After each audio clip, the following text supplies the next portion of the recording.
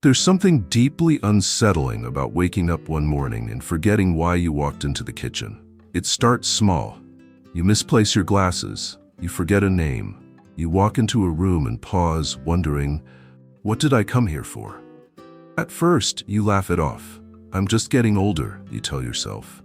But inside, there's a quiet worry, a whisper. What if this isn't normal? What if something's wrong? You begin to notice it more. You repeat stories you've already told. You can't recall a conversation from the day before.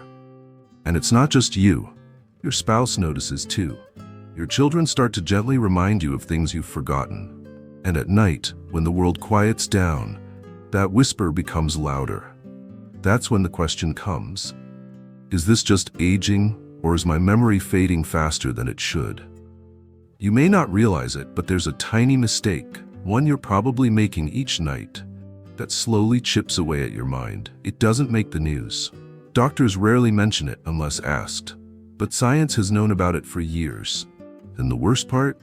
It's so common that no one thinks twice about it, but your brain does, and it's paying the price.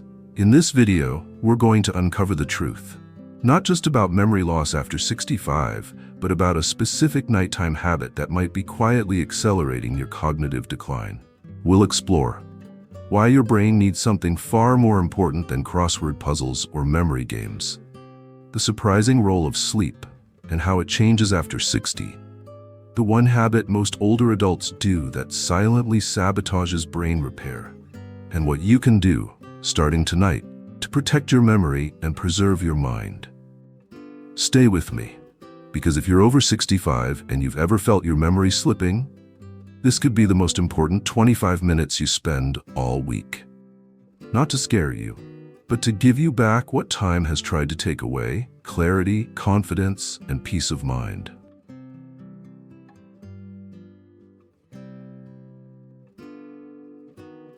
You may think that when you sleep, your brain rests, that it's like turning off the lights in a room and letting everything power down. But that's not what happens. In fact, the night is when your brain gets to work. It's the only time of day it isn't bombarded with new information. So it takes the opportunity to clean house. It clears out waste proteins linked to Alzheimer's. It organizes short-term memories into long-term storage. It repairs damaged neural pathways. It files the events of the day into the shelves of your mind. Think of it like a librarian, staying up late to quietly put every book back on the right shelf so you can find it tomorrow. But here's the problem. As we age, the quality of our sleep often changes. We wake up more often. We sleep more lightly. We toss and turn. And crucially, we spend less time in deep, restorative sleep. That deep sleep, also known as slow-wave sleep, is the critical phase where your brain does its memory maintenance work. And without it, your brain doesn't have the time or energy to do the cleanup. Instead, proteins linked to dementia build up. New memories never make it into long-term storage, and damaged cells don't get repaired. That's why you might wake up feeling like your mind is foggy, why you struggle to remember what you did yesterday, why learning new things feels harder than it used to. And it's not just about how much sleep you get. It's about how well your brain gets to do its job while you're asleep. This is where the mistake comes in. Most people think memory loss is inevitable after 65, but researchers now believe that one of the biggest causes of memory decline in older adults is poor quality sleep. And the tragedy is, it's often caused by something so small, so avoidable, that once you realize it, you might want to change your nighttime routine forever. Because one tiny habit could be keeping your brain from the deep sleep it needs to protect your memory. And yes, it starts with what you do right before bed.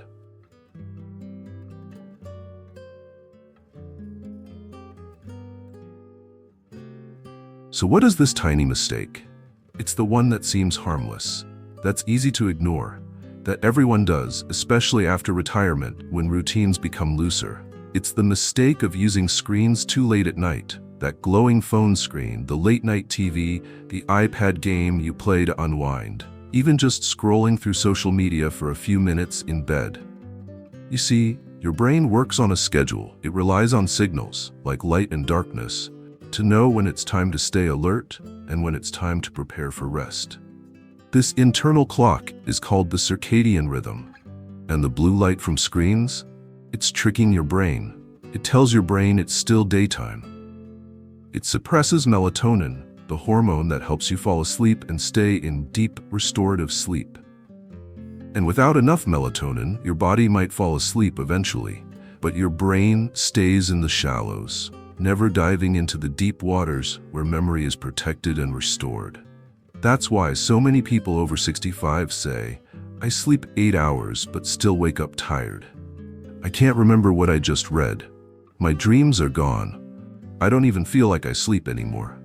Because what they're calling sleep isn't what the brain needs. Even if you think you're asleep for 7 hours, your brain may have only had 2 hours of meaningful rest, if that. So night after night, the damage builds. Neural pathways remain clogged. Toxins accumulate. The brain's filing system gets jammed. And memory loss begins, not because of age, but because the brain never got the sleep it needed to protect itself. And the saddest part? Most people never realize this is happening. They blame their forgetfulness on getting older. They laugh off the fact that they walked into a room and forgot why. They accept brain fog as part of aging, when it might be the result of that small glowing screen on the nightstand. But here's the good news. If this mistake is caused by a habit, then that means you can break it. And by changing just 1 or 2 things, you can give your brain the deep sleep it's been missing. And with it, maybe your memory back too.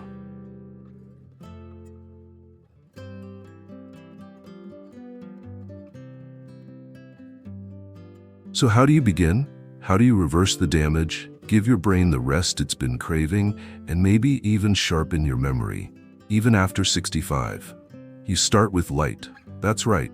The very thing that's been tricking your brain can also be the key to healing it.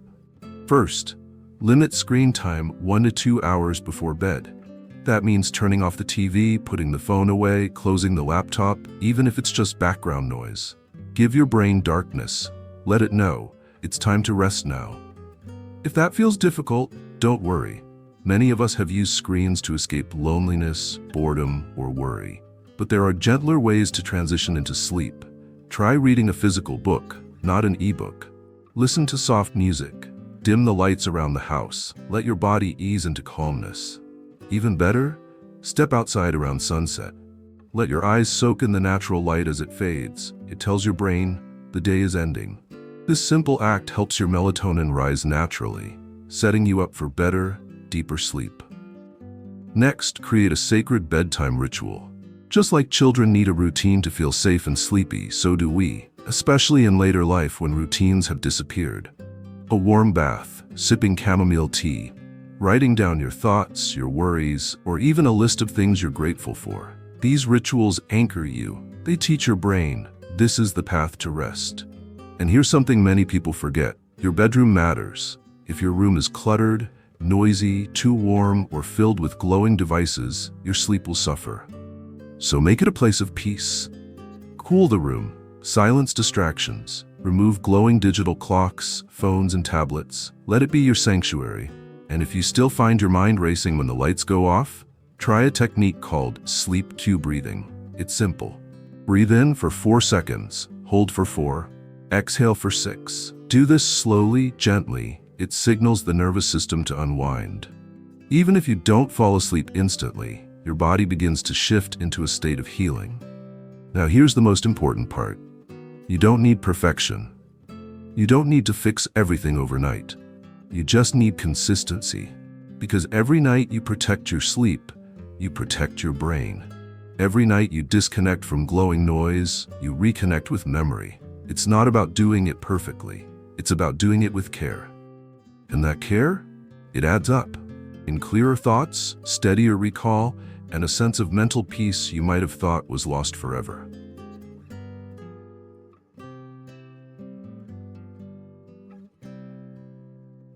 Not all sleep is created equal. You might think, I sleep 7 hours a night, isn't that enough? But here's the truth. If your brain isn't entering deep sleep, your memory is still at risk. And the warning signs? They often whisper before they scream. Have you ever woken up feeling tired, even after a full night in bed? That's a red flag. Do you often wake up between 2 and 4 a.m., mind racing, unable to fall back asleep? That's another. Have you found yourself feeling foggy during the day, struggling to remember where you put things, what someone just said, or why you walked into a room? These are not just signs of getting older. They are signs your brain didn't get the full recharge it needed. Here's what happens in deep sleep. Your brain clears out waste, including a protein called beta amyloid, the very substance linked to Alzheimer's. It's like taking out the trash.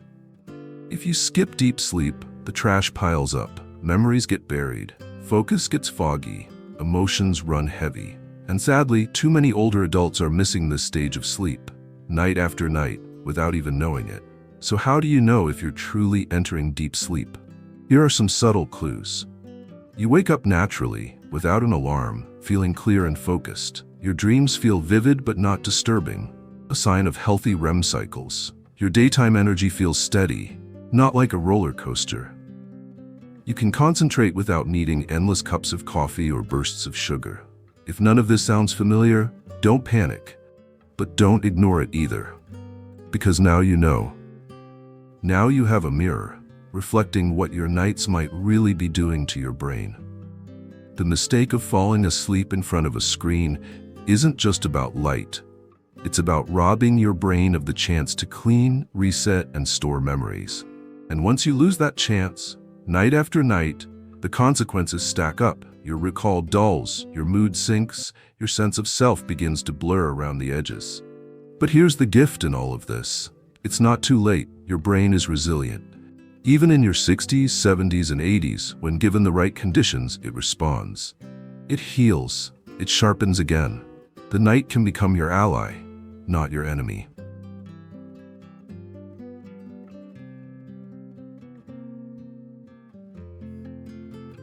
So now the question becomes, if screens are silently sabotaging our memory, what can we do instead? What can we gently introduce at night to calm the nervous system, encourage deep sleep, and allow the brain to repair itself? Here are a few simple but powerful practices you can start tonight. First, create a sleep ritual. Think of it as preparing your mind for rest, like dimming the lights in a theater before a performance. This could be as simple as sipping a warm caffeine-free tea, like chamomile or lemon balm, while sitting in quiet. No news, no phones, no notifications, just you and stillness. Second, embrace soft light. 1 hour before bed, dim all the lights in your home. Use lamps instead of overhead lights. Let your body know that it's nighttime and give melatonin the signal to rise. Third, introduce gentle movement. Stretch your back, roll your shoulders. Even a few minutes of slow breathing or light Tai Chi can calm the heart rate and shift you into a peaceful state. It doesn't need to be complicated, it just needs to be consistent. Fourth, keep your room cool and quiet. Your brain sleeps best in a cool environment, around 65 degrees, 18 degrees. Silence helps, but soft background noise like a fan or white noise machine can mask disruptions. Your bedroom should feel like a sanctuary, not a second office or a storage room. Fifth, journal your worries. If your mind races at night, try this. Before bed, write down everything that's on your mind. Not to solve it, not to organize it, just to release it. Sometimes the simple act of putting worries on paper helps your mind let go. And finally, the most powerful shift of all, give yourself permission to rest. So many of us, especially after decades of work, parenting, caregiving, feel guilty for doing nothing. But rest is not laziness. It is the medicine your brain desperately needs, especially now, when you stop treating sleep like an inconvenience and start treating it like nourishment. Something profound begins to change. You remember names more clearly, you feel steadier, less anxious, you smile more. Your brain thanks you, not with words, but with clarity. It's not magic. It's simply what happens when you stop making that tiny mistake and start choosing something gentler, wiser. Because you deserve nights that restore you, and mornings where you wake up not just alive, but present, whole, and you again.